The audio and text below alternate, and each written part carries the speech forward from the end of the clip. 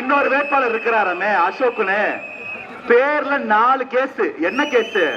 ஆயுதம் வச்சு மிரட்டி இருக்காரு. அந்த ஆயுதம் வச்சு காயப்படுத்த ட்ரை பண்ணிருக்காரு மக்கள்னு. இங்க ஒரு வேட்பாளர் சொந்த காசுல படிக்கும் போதே சம்பாதிச்சு சேவை செஞ்சு சம்பாதிச்ச காசுல மக்களுக்கு என்னென்னலாம் செய்ய முடியும் தேடி தேடி ஒரு மனுஷன் என்ன செய்ய முடியும்?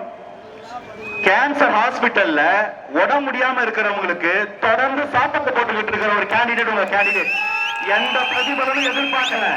கேன்சர் ஹாஸ்பிட்டல் படுத்திருக்க வந்து ஓட்டு போடுவான்.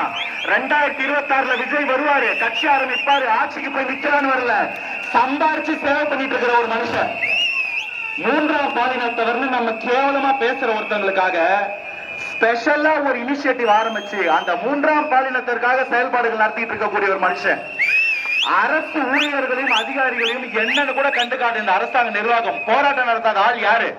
நர்ஸ் போராட்டம், டாக்டர் போராட்டம், டீச்சர்ஸ் போராட்டம், பஸ் டிரைவர்ஸ் போராட்டம், செவிலியர்ல இருந்து மாற்றுத்திறனாளி வரைக்கும் நம்ம தூய்மை பணியாளர்கள் வரைக்கும் போராட்டம் பண்றாங்க. கேட்க நேரம் இல்ல. முதலமைச்சர் போய் உட்கார்ந்து ஒரு படத்தை பார்த்துட்டு ரிவ்யூ போட்டுட்டு இருக்காரு.